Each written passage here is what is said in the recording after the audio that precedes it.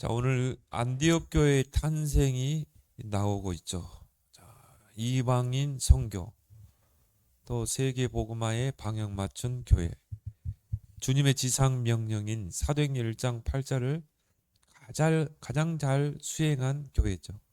그래서 오늘 여기 보면 중요한 단어들이 많이 나오죠. 주의 손이 함께하고, 또 하나님의 은혜가 보이고 소문나고, 큰 무리를 가르치고, 비로소 안디옥에서 비로소 그리스도인이라 일컫고, 그런 모든 좋은 단어들이 여기에 다 나오고 있습니다.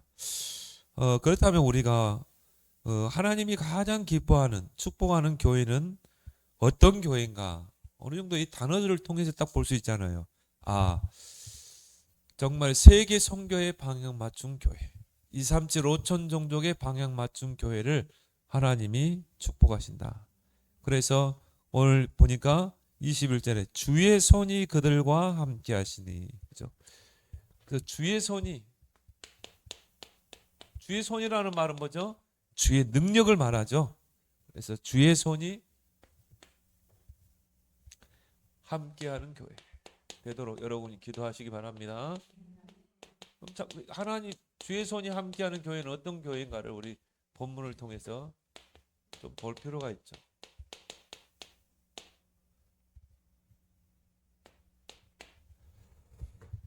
사도행전에 보면 하나님이 세우시고 쓰신 두 교회가 나옵니다.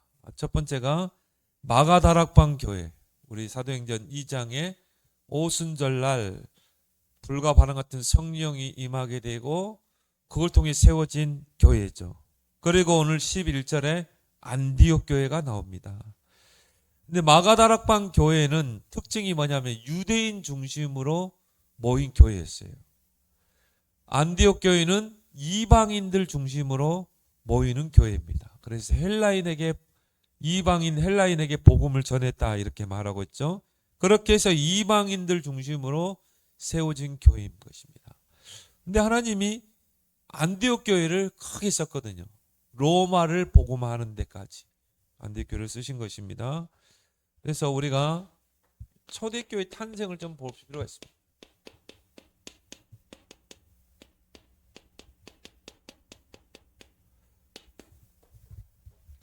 시작이 뭡니까? 어디서 시작됐죠?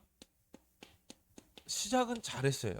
그래서 사도행전 1장 1절, 3절, 8절 우리 138 언약이라고 그러죠. 이걸 붙잡고 시작한 교회입니다. 오직 그리스도, 오직 하나님 나라, 오직 성령. 오직 그리스도로 담난 자들이 오직 하나님 나라의 방향을 맞추고, 방법이 뭡니까? 오직 성령 충만 속으로 들어갔다. 이 언약을 붙잡고 어떻게 했습니까? 자, 감람산에서 붙잡고 어디로 내려왔어요?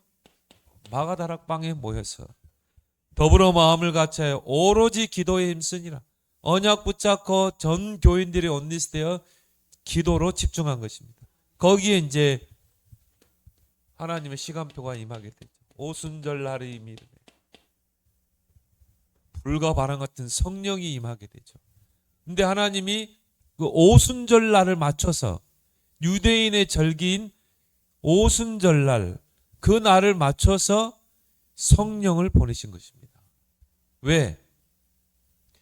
전 세계에 흩어진 유대인들이 예루살렘에 와서 절기를 지키기 위해서 모이는 날이라 말이에요. 그럼 어떤 사람 지금이야 뭐 비행기로 타고 오기도 하고 자가용으로 오지만 그때는 뭡니까? 걸어서 와야 돼요. 배 타고 와야 되고 낙타를 타고 광야를 지나서 그렇게도 와야 됩니다. 보통 믿음이 좋지 않은 사람 못 와요. 귀찮아서도 못 와. 정말 어떻게 보면 정통 유대인이요, 그 속에서 정말 하나님을 사랑한다고 하는, 그래서 경건한 유대인들을 그랬죠. 경건한 유대인들이 모여든 것입니다. 15개 나라에서 온 경건한 유대인들이 마가다락방에 뭐 하러? 오순절 절기를 지키기 위해서. 근데 거기에 이제 성령이 임하는 것입니다. 그 마가다락방에 성령이 임하니까 15개 나라 방언으로 뛰쳐나가서 복음을 전하는 거예요. 그러니까 어떤 역사가 일어났어요? 막 예루살렘에서 소동이 일어난 거죠. 그리고 막 안전병이 막 일어나는 사건이 일어나고. 그러니까 뭡니까? 막 복음을 받게 되는 역사. 3천 제자가 막 일어나는 그런 역사가 일어났죠. 이게 초대교회의 시작입니다. 그 시작이 어디예요? 마가 다락방. 마가의 그 집 다락방에서 시작된 것입니다. 그래서 지금도 그 다락방이 있대요. 저는 이제 뭐 성지순례 안 가봤지만 굉장히 크대요. 뭐 우리가 말하는 그런 다락방이 아니에요. 유대인들이 이 말하는 그 다락방, 큰 다락방입니다. 그래서 그런 큰 다락방에 120명이 모일 정도면 뭡니까? 그 마가의 집은 굉장히 부자였어요. 그 부모들이 굉장히 부자, 그 부자 집에 이제 마가 다락방에서 모이게 된 거죠. 거기서 이제 교회가 시작된 것입니다. 근데 유대교는 기독교를 대적하잖아요. 예수 그리스도를 메시아로 인정을 하지 않잖아요.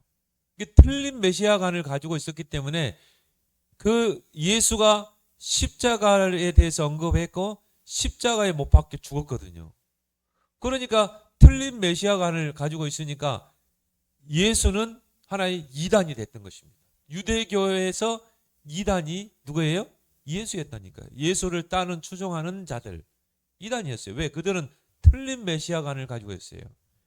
다윗과 같은 강력한 왕권을 가지고 이 땅에 와서 정말 그 다윗의 그 왕조를 회복해서 로마를 물리치고 그 이스라엘의 전통성을 회복하고 강대국으로 세울 수 있는 그런 메시아를 기다리고 있었던 것입니다.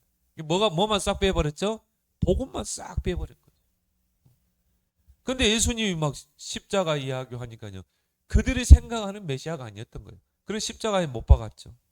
그러니까 그 예수를 통해서 복음을 통해 세워진 초대교회를 핍박할 수밖에 없죠.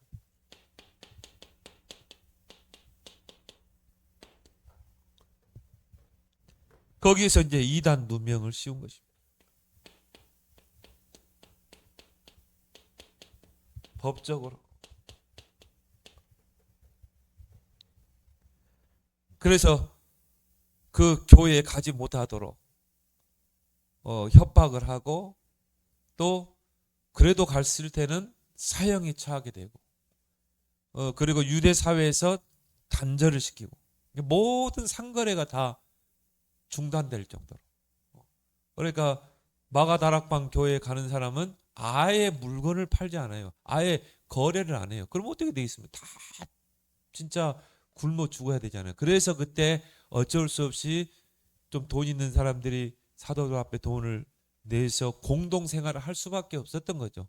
근데 거기서 이제 복음만 싹 빼버린 게 지금 사회주의 아니에요. 마르크스 목사 아들이 만들어 놓은 거 아니겠습니까? 사회주의. 지주자나 프롤레타리아나 다 똑같이 프롤레타리아 노동자가 주인 되는 세상을 만들자. 복음만 싹 빼버리니까. 그러면 솔직히 사회주의 국가에서 그렇습니까? 아니죠. 당원들만 막 땅 차지하고 다 하잖아요. 유튜브 검열이 심해요. 이런 말 하면 이제 유튜브 내가 찍히게 되거든. 그 정도로 하겠습니다. 이제 이단 누명을 씌운 것입니다. 법적으로. 그리고 어떻게 했습니까? 스데반을 십자가에 돌로 쳐서 순교를 시켰죠. 자, 이렇게 언약을 붙잡고 시작했던 그 오순절의 그 성령의 역사와 함께 시작됐던 초대교회가 결국은 한계를 뛰어넘지 못합니다. 어떤 한계를 가지고 있었습니까? 그 유대인의 그 율법, 그리고 전통, 그리고 뭔가 선민의식, 우리는 하나님의 택한 민족이라는, 그리고 이방인들은 부정한 민족, 이렇게 보는 선민 사상, 그리고 뭔가 교권화된 중세 교회처럼 교황의 권위가 이 하늘 찌르듯이 높아지는 교권, 이렇게 된 것입니다. 그래서 이 부분과 바울이 치열하게 싸운 거예요. 예수 그리스도를 구원자로 믿었지만 플러스 알파가 있어야 된다는 거예요. 그래서 율법도 지켜야 된다. 할례도 행해야 된다. 그래서 율법주의자들, 할례주의자들, 그들이 예수 그리스도를 구원자로 인정했다니까요. 그렇지만 율법도 지키고 전통도 지켜야 된다. 그리고 뭡니까? 할례도 행해야 된다. 그들과 치열하게 바울이 싸우는, 그게 로마서요, 갈라디아서입니다. 그리고 다른 복음이 없나니 다른 복음을 전하는 자는 저주를 받을지어다. 두 번을 이야기했잖아요. 그리고 선민사상에 딱 묶여 있었던 것이죠. 그러니까 이걸 벗어나지는 못한 거예요. 예수님은 분명히 오직 성령이 너희에게만 하면 권능받고 예루살렘, 유대, 사마리아 땅 끝까지 가라고 그랬거든요. 복음. 그런데요, 예루살렘과 유대 안에서만 복음이 확산이 안 되는 거예요. 이방인에게로 복음의 확산이 안 되는 것입니다. 뭐 하나님이 확산시키는 방법이 있죠. 어떻게 합니까? 핍박을 가하는 것입니다. 그래서 하나님이 사랑하는 자를 순교를 시키는 거예요. 그래서 순교는 교회사적으로 때 순교의 역사가 일어날 때요, 교회는 폭발적으로 부흥했어요. 한국 교회가 언제 부흥되냐? 순교자들이 나오면서. 수기철 목사님이나 이런 분들이 신사참배에 반대해서 순교했잖아요. 그 이후로 한국 교회는 급속도로 성장을 이루게 됩니다. 지금은 하향 곡선을 그리지만 교회의 부흥과 함께 경제의 부흥은 같이 와요. 하나님은 그 나라를 축복하십니다. 하나님이 대한민국을 축복하신 거예요. 그 속에 저와 여러분들이 있는 줄 믿습니다. 이제 이게 지금 꺾이는 하향 곡선이지만 그래도 선교사를 많이 파송하고 그래도 정말 어느 정도 순수한 복음을 가지고 있는 대한민국이죠. 하나님이 앞으로 대한민국을 쓸 수밖에 없죠. 그때가 저는 통일 시대가 보거든요.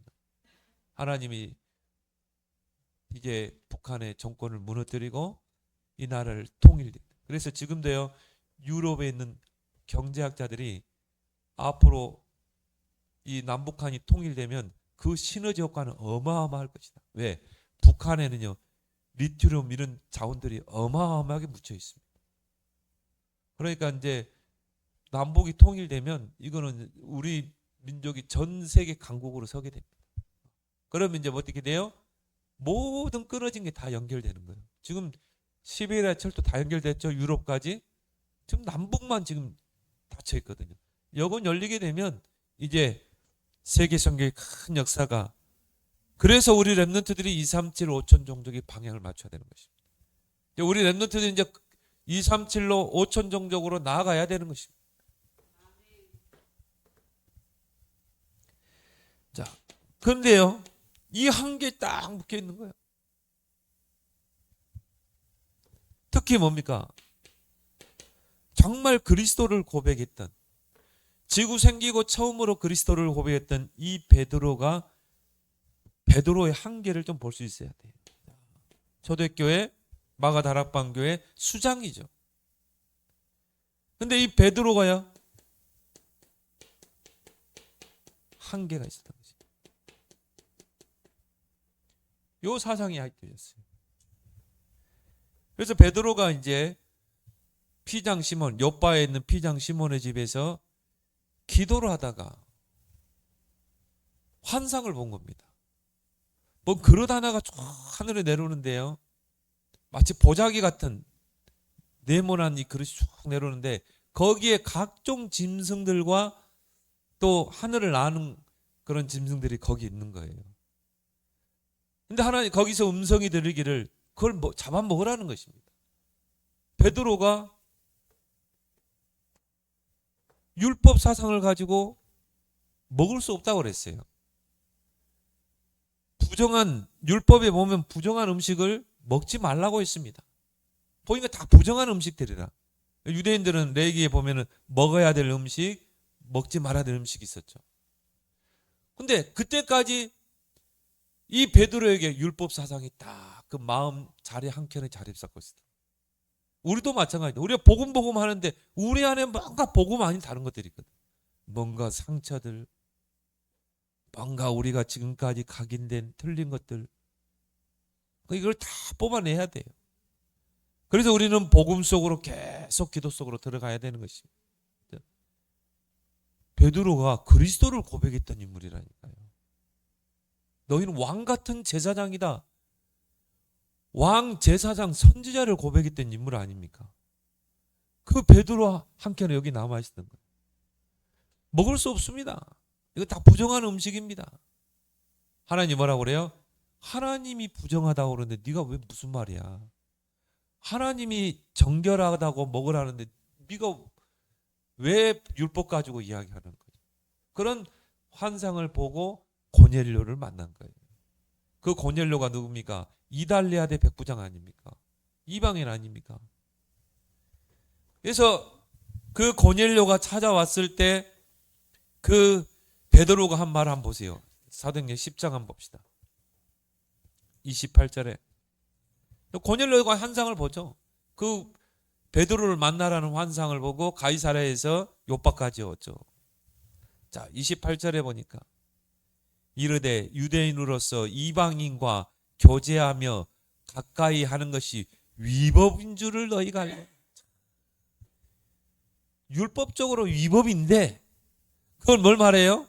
베드로에게 아직 율법 사상이 남아있는 거예요.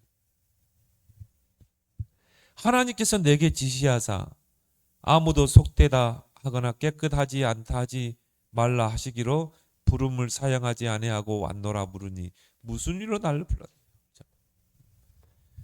그러니까 우리 율법에는 그런 음식들은 먹지 말라고 위법이라고 했는데 부름을 사양하지 않고 왔노니 무슨 일로 왔느냐. 그래서 고넬료가 이제 자기가 환상 본 것을 이야기하죠. 베드로의 한계.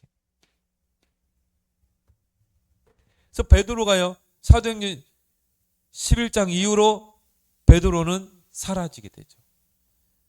사도행전 12장이 잠깐 나오죠. 이 감옥에 갇혔다가 옥문이 열리는. 그 이후로 베드로에 대한 언급이 없어요.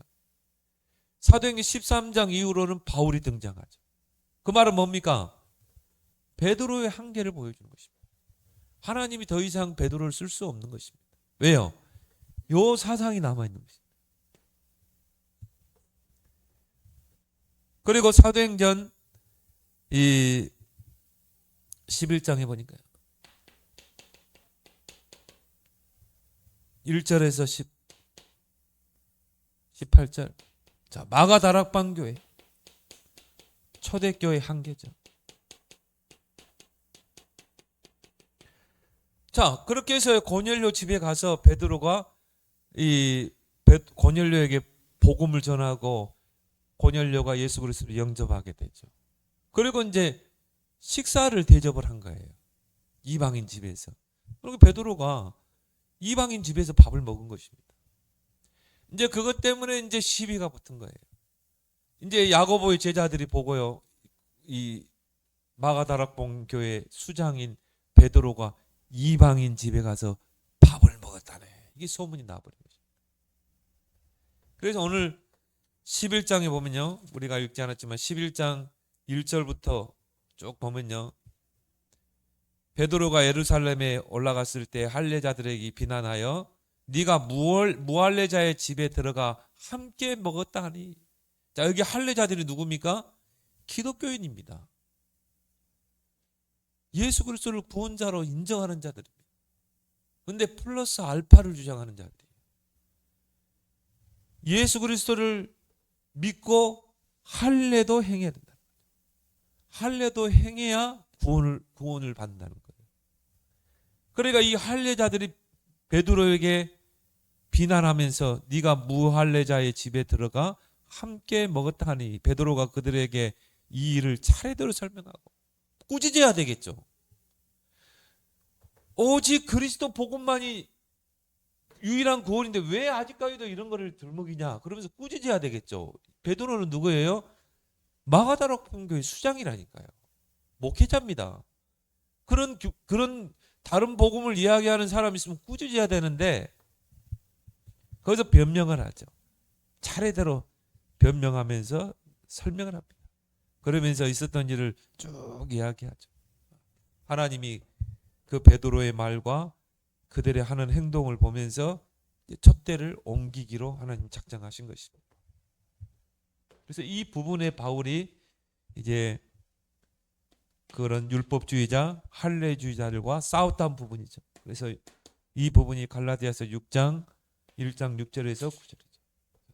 다른 복음을 얻나니 다른 복음을 전한 자는 저주를 받을지어다. 저주를 받을지어다. 그래서 바울이요 베드로를 심하게 꾸짖습니다.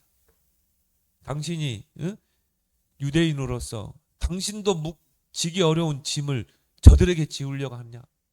베드로를 심하게 막 꾸짖죠. 그래서 11절에 다른 복음이 없나니 그리스도 외에는 다른 복음이 없나니 다른 복음을 전하는 자는 저주를 받을지어다. 저주를 선포해 버립니다. 바울이. 너무 안타까워가지고 바울이. 그러면서 나온 그 유명한 성경 구절이 뭡니까? 갈라디아 2장 6절. 내가 그리스도와 함께 십자가에 죽었나니 그런즉 이제 내가 산 것이 아니요 내 안에 그리스도가 사는 것이라. 바울이 얼마나 안타깝게요. 이걸 갈라디아 교인 또 베드로와 지도자들을 꾸짖으면서 이 부분을 이야기했다. 내가 죽지 않으면 안 된다는 거죠. 사실상 여기서 촛대가 옮겨지죠.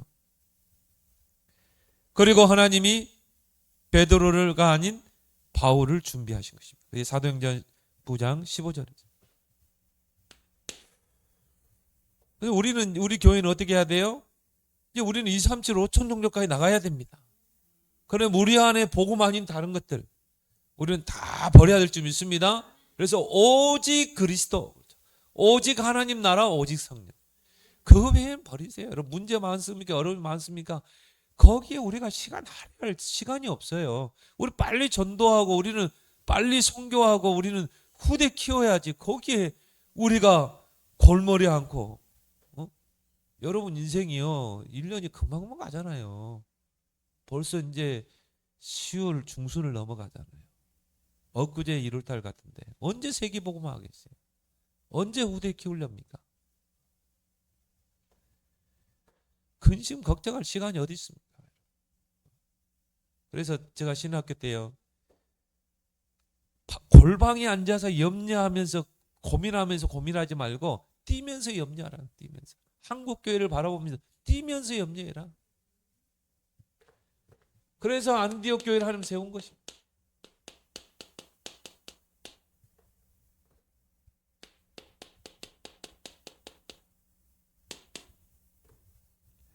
근데 이 안디옥 교회가 소수에 흩어진 자들,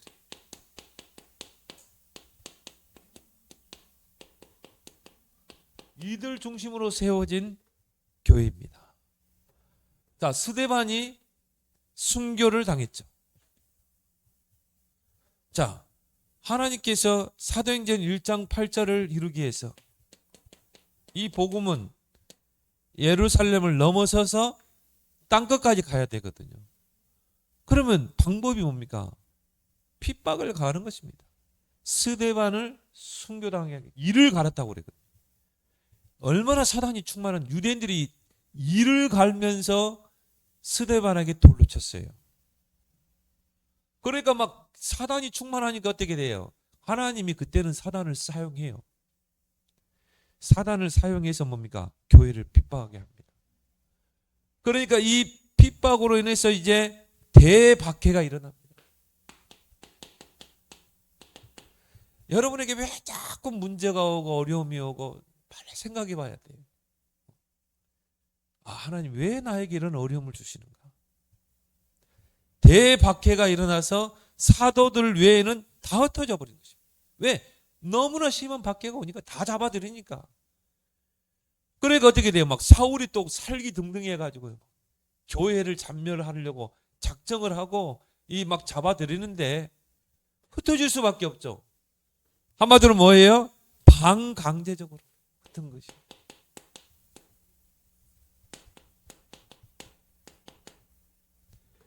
그렇게 해서 이제 사도들이 안디옥으로 이제 그 소아시아 지역으로 막 흩어지는 것입니다. 한마디로 도망한 거예요, 한마디로. 그렇게 해서 소수의 인원들이 안디옥에 이르게 됩니다. 자, 오늘 11장 19절에 그때 스데반의 일로 일어난 환란으로 말미암아 흩어진 자들이 베니게와 구브로와 안디옥까지 이르러 유대인에게만 말씀. 자, 소수의 평신도들이 흩어져서 안디옥까지 이르렀는데 뭐예요?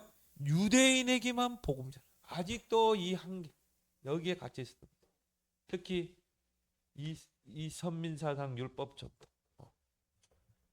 그러니까 이런 설레금 복음을 가지고 유대인에게 복음을 전해.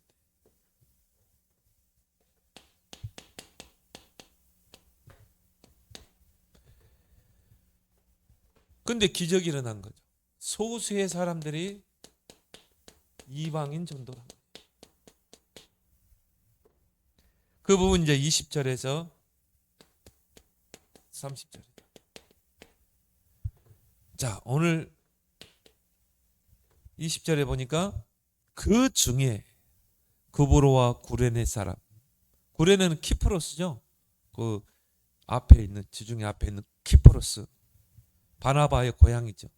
자, 구브로와 구레네 사람. 구레네는 북아프리카 출신 구레네 몇 사람이 안디옥에 이르러 누구에게? 헬라인에게.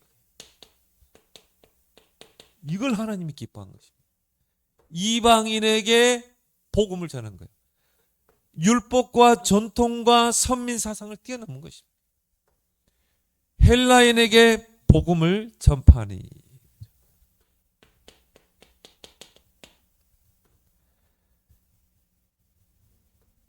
바로 유대인의 틀을 깨버렸다.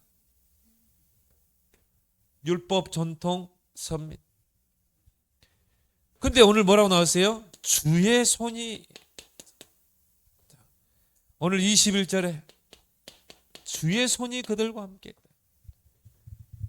주의 손이 그들과 함께 하시매 수많은 사람들이 믿고 주께로 돌아오더라. 뭡니까? 이방인들이 수많은 사람이 복음을 받게 됩니다. 어느 정도예요? 소문이 날 정도로. 하나님이 그 소문을 퍼뜨리는 거죠. 22절에 보니까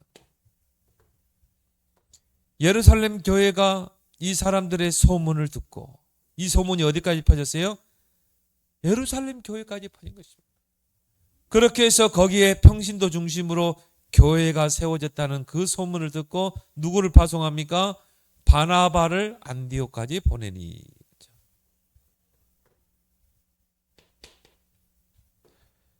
자, 그 안디옥 교회는요, 하나님의 은혜가 보였다. 그가 이르러 하나님의 은혜를 보고, 교회가 성장하려면요, 하나님의 은혜가 교회 안에 보여야 돼요. 정말 우리 성도들이 하나님의 은혜에 감사, 하나님의 은혜에 감사해서 서로 섬기고 봉사하고, 그런 교회는 반드시 성장하게 되어 있습니다. 여러분이 그 하나님의 은혜 속에 들어가길 바랍니다. 복음 속으로, 기도 속으로. 교회를 사랑하고 성도를 사랑하고 새 가족을 사랑하고, 그리고 기도하고 양육하고, 그리고 새 가족들이 자라가고 렘넌트들이 커가고, 하나님의 은혜가 보여야 돼. 거기에 성령이 역사하는 것입니다. 그리고 뭐예요? 오늘 24절에 바나바는 착한 사람이여 성령과 믿음이 충만한 자라며 이에 큰 무리가 죽게 더하더라. 26절에도 큰 무리를 가르쳤고, 하나님이 보내는 것입니다. 왜? 그릇이 딱 되기 때문에. 그래서 여러분이 정말 그걸 놓고 기도하시고요. 저는 지금도 기도합니다. 3천 제자, 우리 교회가 3천 제자를 담을 그릇이 되게 해주옵소서. 믿음만 여러분 가지면 돼요. 믿음은 바라는 것들의 실상이요 보지 못하는 것들의 증거라. 왜 삼천 제자가 일어나야 되냐? 삼천 제자 일어나야 제대로 선교할 수 있습니다. 삼천 제자 일어나야 뭐예요? 제대로 렘넌트 키울 수 있어요. 삼천 제자 일어나면 금토일 시대 또 삼뜰 운동 다 할 수 있습니다. 2, 3칠 5천 종족 복음화 다 할 수 있어요. 큰 무리가 더했다.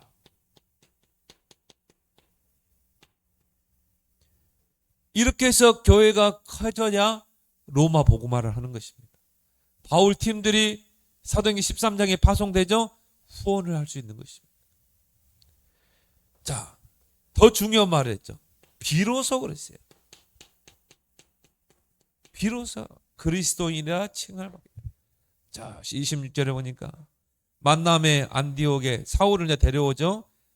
바나바가 25절에 바나바가 사울을 찾으러 다소에 가서 만남에 바울이 아나니아 누굽니까? 그 장로를 통해서 복음을 받게 됐죠. 그리고 어디로 갑니까? 다소 지역에 가서 성경을 깊이 팝니다. 그래서 성경을 그때는 70인 성경이었겠죠. 그 성경을 쭉 보면서 그리스도의 보화를 다 발견한 거예요. 우리가 십자가에 못 박았던 그 예수가 그리스도.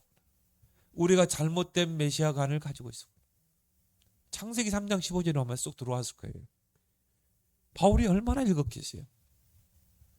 창세기 3장 15절, 출애굽기 3장 18절 얼마나 많이 봤겠어요.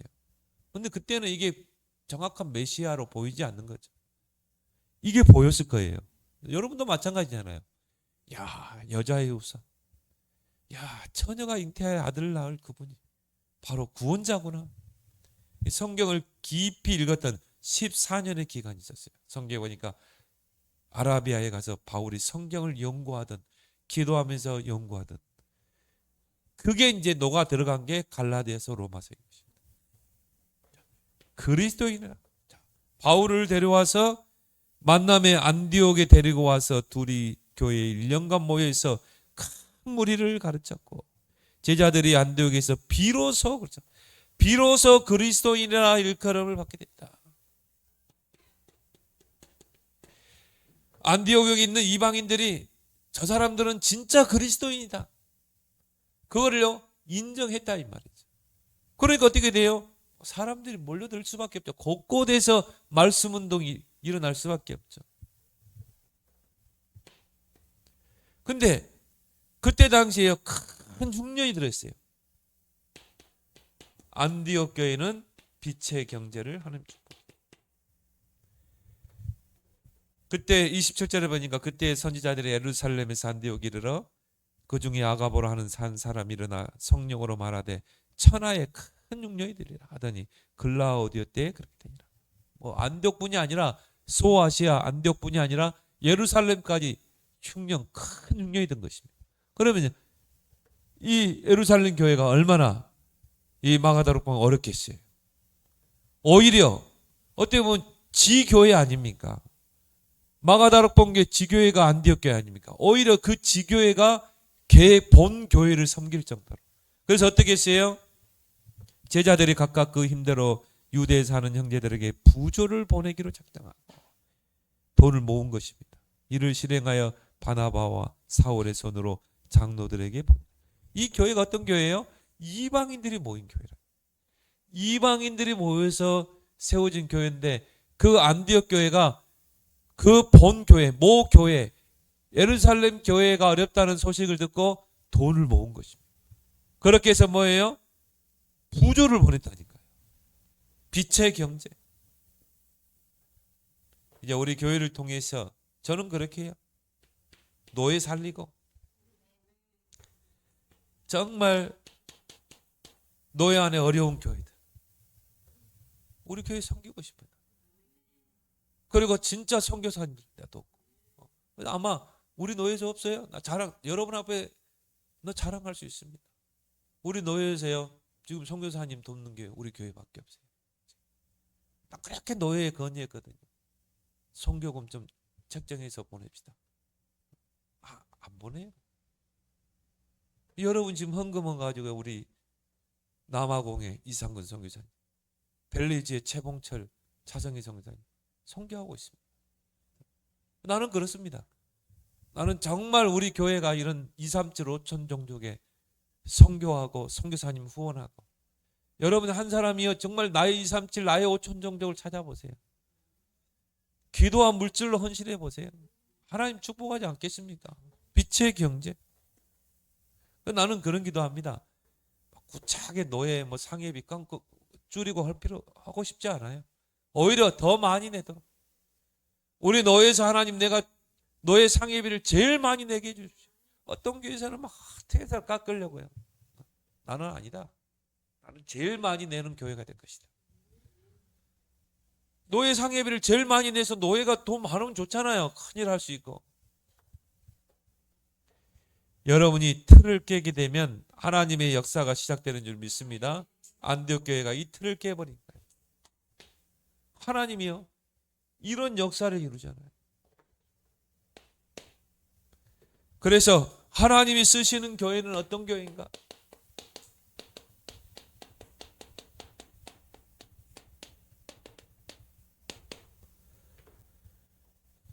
2, 3, 7, 5천 종족의 방향 맞춘 교회. 이제 여기에 본격적으로 들어가야 됩니다. 이제 모든 메시지 다 이쪽으로 들어가요. 이걸 위해서 3뜰 세우고 금토일 시대 열고 70인 중직자 세우고. 그래서 하나님이 쓰시는 교회는 뭐냐? 이 방향을 잘 설정해야 돼요.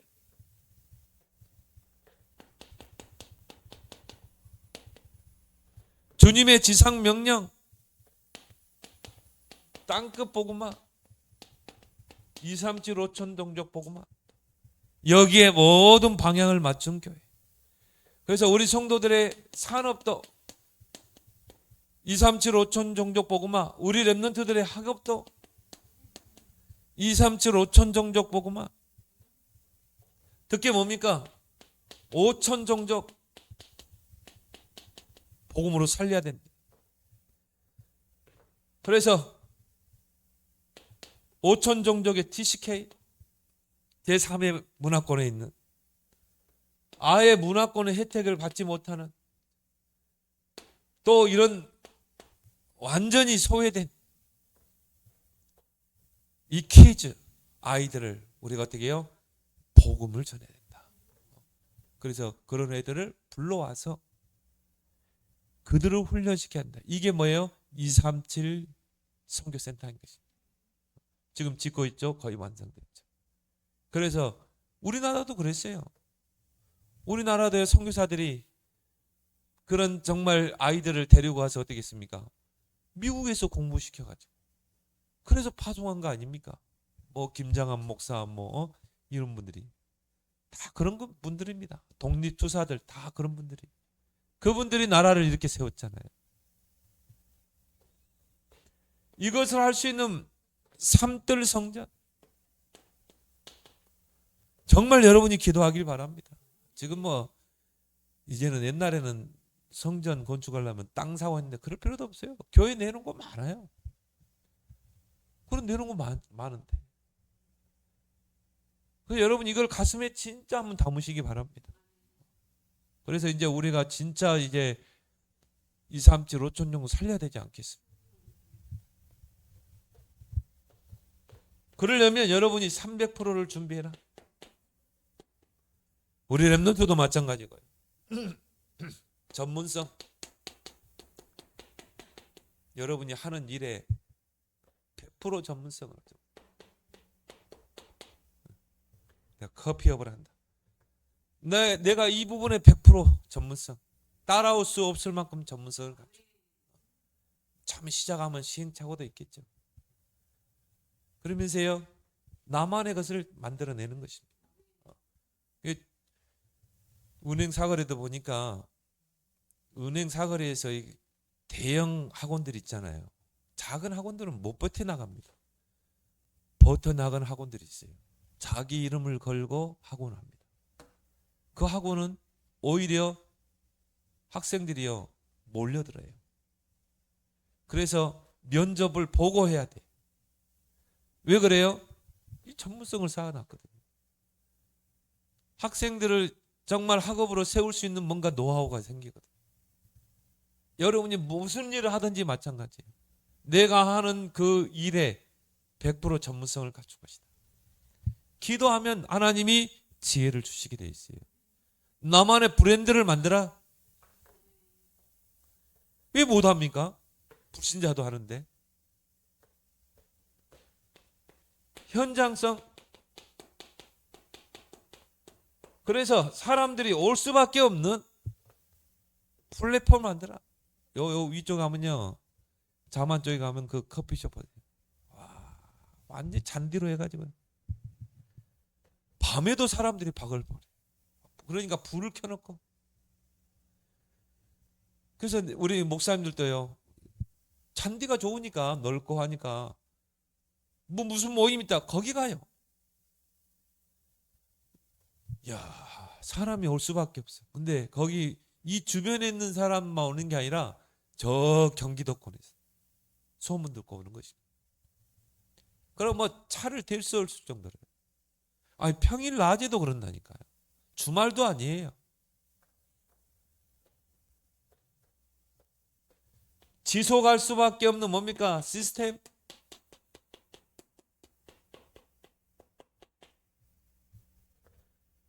(100% 이걸 놓고 기도하시라 이 말.